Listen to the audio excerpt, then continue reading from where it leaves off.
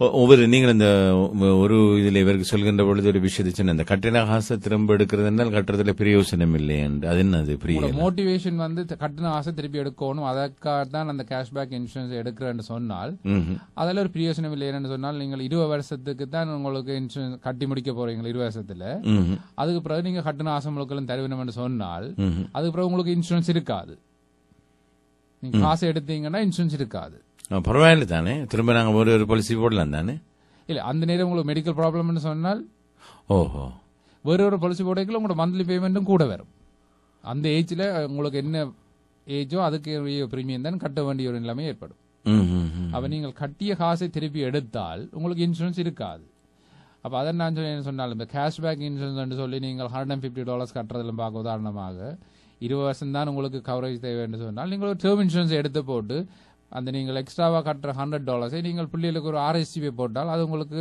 பிள்ளைகள் படிக்கிறதுக்கும் அவர்கள் யூனிவர்சிட்டி போய் அவர்கள் தங்களுடைய எடுகேஷனை சிறந்த முறையிலே முடித்துக் கொள்வதற்கும் உதவியாக இருக்கும் எனவே நீங்கள் பிளான் பண்ண உங்களுக்கு எப்படியான இன்சூரன்ஸ் உங்களுக்கு தேவை இப்போ உதாரணமாக 20 வயதில் இருக்கிற யங் ஆளுக்கு அந்த 20 இயர்ஸ்ல கட்டி முடிக்கிற இன்சூரன்ஸ் எடுத்தால் 40 வருஷத்துக்கு பிறகு அவருக்கு அந்த இன்சூரன்ஸுக்கு மாதாந்த தொகை இருக்காது அப்படியான சந்தர்ப்பத்தில் அவர் லைஃப் டைம் அவருக்கு இன்சூரன்ஸ் கவரேஜ் இருக்கும் அவர் அந்த காசை எடுக்காம விட்டால் அப்படியான யங் ஏஜ்லேயே அந்த இன்சூரன்ஸ் எடுக்கும் பொழுது அது ஒரு பிரயோசனமாக இருக்கும் என்றால் அவர்கள் மாதாந்த தொகை இல்லாமலே அவர்களுக்கு லைஃப் டைம் கவரேஜ் இருக்கும் ஆனால் அந்த கேஷ்பேக்கை திருப்பி எடுக்கின்ற நோக்கத்துடன் அந்த இன்சூரன்ஸை எடுப்பது வந்து என்ன பொறுத்தவரையில் ஒரு புத்திசாலித்தனமாக இருக்காது அப்ப என்ன விதமாக நாங்க ஒரு பெறுமதியை அல்லது ஒரு பெனிஃபிட்ஸ் எடுக்கலாம் கேஷ்பேக் வந்தால் உண்மையாக கிரிட்டிக்கல் இன்சூரன்ஸ்ல கேஷ்பேக் இருக்கிறது நல்ல வேணும்னு சொன்னால் நீங்கள் ஹெல்த்தியாக நீங்க அந்த பதில் சொல்வதற்கு முன்பாக இப்ப எல்லோருக்கும் ஒரு விஷயம் இருக்கும் அது வீடு வாங்குவதாக இருந்தாலும் விற்பதாக இருந்தாலும் வாகனம் வாங்குவதாக இருந்தால் ஈவன் திருமணம் செய்வதாக இருந்தாலும் கூட எல்லோருமே தனக்கு என்ன ஆதாயம் பெறுகிறது என்று இவரை திருமணம் செய்வதனால் எனக்கு என்ன பலன் என்று எல்லோருமே நினைப்பது உண்டு இல்லையா யாருமே தியாகம் செய்வதற்காக யாரும் திருமணம் செய்வதில்லை தானே அப்ப அதே மாதிரி தான் இந்த காப்புறுதி கட்டுவது கூட ஒரு பாதுகாப்பு என்பதை விட பொதுவாக இந்த இலங்கையில் இருக்கின்ற பொழுது காப்புறுதி என்பது ஒரு பாதுகாப்பான ஒரு விடயமாகத்தான் இருந்தது இல்லையா இங்க பெரும்பாலானவர்கள் வேற்று இனத்தவர்களோடு எல்லாம் பேசுகின்ற பொழுது நான் பார்க்கிறேன் அவர்கள் அது ஒரு வியாபாரமாகத்தான் பார்க்கிறார்கள் அப்படியா நிச்சயமாக என்ன சொன்ன அதுக்கு தான் நான் பலவிதமான பாலிசிகள் இருக்கு அதான் ஒவ்வொருவருடைய சந்தர்ப்பங்களுக்கு ஏற்ற முறையிலே அந்த இன்சூரன்ஸ் அமைத்துக் கொள்ளலாம் இன்சூரன்ஸ் என்பது ஒரு ப்ரொடெக்ஷன் அப்ப அந்த ப்ரொடெக்ஷனை நாங்கள் 2 விதமாக பயன்படுத்திக் கொள்ளலாம் ஒன்று வந்து டெம்பரரி ப்ரொடெக்ஷன் மற்றது பெர்மனன்ட் ப்ரொடெக்ஷன் அப்ப பெர்மனன்ட் ப்ரொடெக்ஷன் உங்களுக்கு வேணும் என்று சொன்னால் சில பேர் அந்த பெர்மனன்ட் ப்ரொடெக்ஷனுக்குரிய மாதாந்த தொகையை குறிப்பிட்ட சில வருடங்களிலே கட்டி முடித்துவிட்டு அவர்களுக்கு தொடர்ந்தும் லைஃப் டைம் ஒரு ப்ரொடெக்ஷன் தேவை என்று இருக்கின்றார்கள் சிலர் வந்து டெம்பரரியாக ஒரு 20 வருஷத்துக்கு தான் ப்ரொடெக்ஷன் தேவை அதுக்கு பிறகு தேவையில்லை என்றும் இருக்கின்றார்கள் சில பேர் வந்து காசை நீங்க கேட்ட மாதிரி காசை கட்டிவிட்டு அதை திருப்பி எடுக்க வேண்டும் என்பதற்காகவும் செய்கின்றார்கள் ஆனால் சரியாக நீங்கள் கால்குலேட் பண்ணி பார்த்தால் இந்த கேஷ்பேக் நீங்கள் எடுக்கின்றது தான் உங்கள் மோட்டிவேஷனாக இருந்தால் உதாரணமாக ஒரு லைஃப் டைம் கட்ட வேண்டிய பாலிசிக்கு நீங்கள் ஒரு $50 கட்ட வேண்டிய ஒரு சந்தர்ப்பம் ஏற்பட்டால் அதுக்கு நீங்கள் கேஷ்பேக் எடுக்க வேண்டும் என்பதற்காக நீங்கள் ஒரு இன்னொரு $50 கூட கட்டுகின்றீர்கள் அப்ப என்னன்னு சொன்னால் நீங்க $50 எக்ஸ்ட்ரா கட்டி அது என்ன செய்கிறார்கள் இன்சூரன்ஸ் கம்பெனி நீங்கள் கட்டுகின்ற எக்ஸ்ட்ரா பணத்தை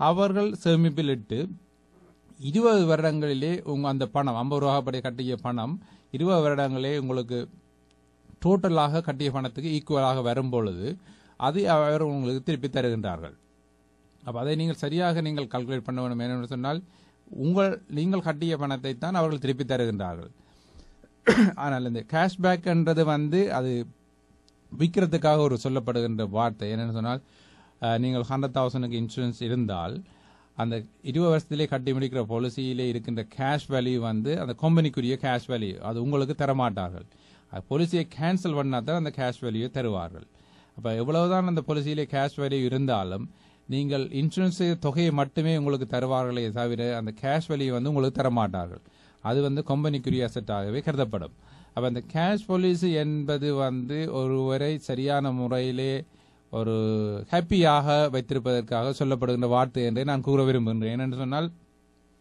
அவர் கேஷ் வேல்யூ என்று சொன்னால் கூட அந்த கேஷ் வேல்யூ வந்து எங்களுக்குரிய கேஷ் வேல்யூ இல்லை, அது கம்பெனிக்குரிய கேஷ் வேல்யூ.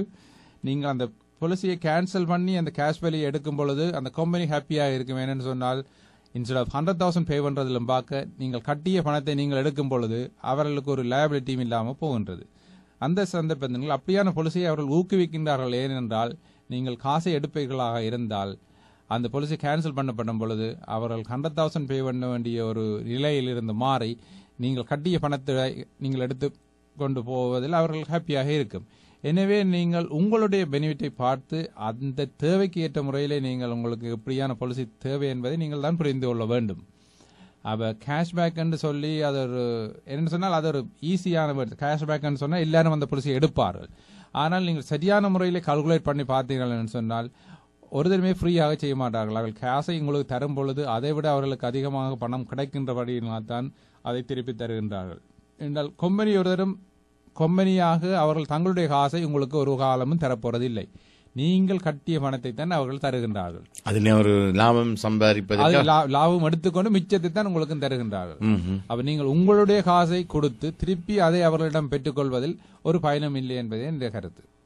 எங்களுடைய காசை நாங்கள் கட்டி திரும்பி எடுக்கிறதுல எந்த விதமான பல ஃபீயும் அவர்களுக்கு கொடுத்து அதை திருப்பி நீங்கள் எடுக்கிறதால அவர்களுக்கு தான் லாபம் இருக்கிறது என்னன்னு சொன்னால் அவர்களுடைய பிகர் லாயபிலிட்டி வந்து அவர்களுக்கு ரிடியூஸ் பண்ணப்படுது. இப்ப இந்த காப்புறுதிகள் பல்வேறு விதமாக பிரிக்கப்பட்டிருக்கும் இல்லையா? ஒரு அது நினைக்கிறேன் ஒரு பெரிய கடல் அண்டு அப்படியா? கடல் என்று நான் சொல்றது இப்ப ஒரு 10 வருஷத்துக்கு ஒருக்கா போடலாம், 20 வருஷத்துக்கு ஒருக்கா போடலாம், ஆயுள் காலத்துக்கு போடலாம், வைஃபுக்கு போடலாம், பிள்ளைகளுக்கு போடலாம், வீட்டுக்கு போடலாம், வாகனங்களுக்கு போடலாம், நாய்க்கு போடலாம், பூனைக்கு போடலாம், நிறைய இருக்குது இல்லையா? இவ்வாறான விஷயங்களை பூரணமாக தெரிந்து கொள்ளாமல் இருக்கின்ற பாமரத்தனமானவர்களுக்கு இது ஒரு பெரிய சவாலாக இருக்கும் இல்லையா? நான் இப்படி எனக்கு காப்புறுதி செய்ய போகிறேன் என்று. ஆனால் மேலத்தைய நாடுகளிலே இங்க பொதுவாக வட அமெரிக்காவிலே காப்புறுதி ஒரு வகையான வியாபாரமாக, அதாவது ஒரு காப்புறுதியை கட்டி ஒரு கொஞ்ச காலத்தில் அதில் நிறைய பெனிஃபிட்ஸ் எடுத்துக்கொண்டு காப்புறுதியில் இருந்து விலகுவார்கள், எல்லாம் தொடர்ச்சியாக தங்களை பாதுகாப்புக்காக வைத்திருப்பவர்கள் என்று நிறைய பேர் இருக்கிறார்கள் இல்லையா? அது இப்படி எங்களுக்கும் சொல்லித்தாருங்கள் எப்படி செய்யலாம். என்னென்னு சொன்னால் இப்ப உதாரணமாக நான் போன கிழமை ஒரு இன்சூரன்ஸ் செய்திருந்தேன். 52 வயது ஒரு ஆளுக்கு. அப்போ அவர் பிள்ளை வந்து கேட்டால் தன் தாய்க்கு இன்சூரன்ஸ் போடுவேன்னு நான் சொன்னேன். ஓகே நல்ல. அப்போ எவ்வளவு ப்ரீமியம் வருமென்று கேட்டார்கள். நான் சொன்னேன் ஒரு $350 ப்ரீமியம் வருமென்று சொன்னேன். அப்போ அவர் சொன்னார் ஓகே அப்போ $500,000 போட சொல்லி அப்போ $500,000 போடும் பொழுது ஒரு $350 மந்த்லி ப்ரீமியம் வந்தது. அப்போ அவர்களுடைய கால்குலேஷனின் படி அவர்கள் அந்த காப்புறுதி செய்பவரின் பேரிலே வீடு ஒன்றும் இருந்தது. அப்போ அவர்களுக்கு 500,000 செய்யும் பொழுது 350 மாதம் பே பண்ணினால் கூட அவர்கள் இன்னும் ஒரு 30 years இருந்தாலும் அவர்கள் டோட்டலாக பே பண்ண வேண்டி வருகின்ற தொகை 90,000 இருந்தது. அப்போ அவர்கள் 90,000 பே பண்ணி அந்த 500,000 அவர்கள் டாக்ஸ் ஃப்ரீயாக எடுக்கும் பொழுது அது ஒரு பெரிய பெனிஃபிட்டாக இருக்கின்றது. மற்றது ஒன்றில் கவனித்துக் கொள்ள வேண்டும் சொன்னால் இப்போ 50 வயது ஆளுக்கு அந்த பிரீமியத்தை அவர்கள் பே பண்ணினால் இன்னொரு 15 வருடங்களுக்கு தான் அவர்கள் பே பண்ண வேண்டும். அதன் பின்னர் வருகின்ற பென்ஷனில் எடுத்து கூட பே பண்ணலாம். அப்ப 15 வருடங்கள் நீங்கள் $350 அப்படி பே பண்ணினால் அதன் பின்னர் உங்களுக்கு வர பென்ஷன்ல இருந்து தொடர்ந்து பே பண்ணி கொண்டிருந்தால் அது ஒரு பெரிய ஒரு பேமெண்டாக இருக்காது. எனவே அவர்களுக்கு ஒரு இழப்பு ஏற்படும் பொழுது அவர்கள் ஹாஸ்பிட்டலில் இருக்கும் பொழுது கூட அவர்களுக்கு ஒரு சந்தோஷமா இருக்கும். என்றால் தங்களுக்கு ஒன்று நடந்தால் பிள்ளைகள் அந்த $500,000 எடுப்பார்கள், அதை எடுத்து சந்தோஷமாக இருப்பார்கள் என்ற ஹாப்பியிலே இருப்பார்கள். பலர் நினைக்கலாம் ஒரு வயது போனவர்கள் கொண்டு நடந்தால் அவன் காசை எடுத்து என்ன செய்கிற மனப்பான்மை இருக்கின்றது. அது சென்சிட்டிவ் இஷ்யூஸ். அதாவது எங்களுடைய அப்பா செத்தவர்கிட்ட அவர்கிட்ட காசு நடக்கிறது சரியில்லை, நாங்கள் காப்புறுதியை நம்பியா நாங்க இருக்கிறோம், அப்பா செத்து போனாலும் அதுக்கு பிறகு காசு எடுத்து என்ன செய்யறேன் இப்படியான ஒரு சென்சிட்டிவாக பேசுகிற ஒரு கல்ச்சர் இருக்கு. ஆனால் பலர் அதை அந்த கல்ச்சர்ல இருந்து இப்ப மாறி இப்ப உண்மையாக அவர்களாவே முன் இந்த இன்சூரன்ஸ் எடுக்கிறாள் சொன்னால் அது ஒரு பெரிய ஒரு பாதுகாப்பும் பெரிய ஒரு ரிலீஃப். என்னன்னு சொன்னால் அவர்கள் RRSPல கொஞ்சம் கொஞ்சமா காசு போட்டு அதை திருப்பி எடுக்கிறதும் அந்த எக்ஸ்ட்ரா பணத்தை பேரண்ட்ஸுக்கு போட்டு அதில் அவர்களுக்கு கொண்டு நடக்கும் பொழுது இன்சூரன்ஸ் கம்பெனிகிட்ட இருந்து தான் காசு எடுக்கிறார்களே தவிர பேரண்ட்ஸ் இருந்து எடுக்கவில்லை. அதைத்தான் சரியாக புரிந்து கொள்ளணும். என்னன்னு சொன்னால் பேரண்ட்ஸுக்கு கொண்டு நடந்தால் நீங்கள் கட்டிய இன்சூரன்ஸுக்கு அதுக்கு ரிட்டர்னாக கிடைக்கின்றதா அந்த காசை தவிர உங்கள் பேரண்ட்ஸை வருத்தியோ அல்ல அவர்களிடமிருந்து புடுங்கி எடுக்கிறது என்று நீங்கள் நினைக்க கூடாது.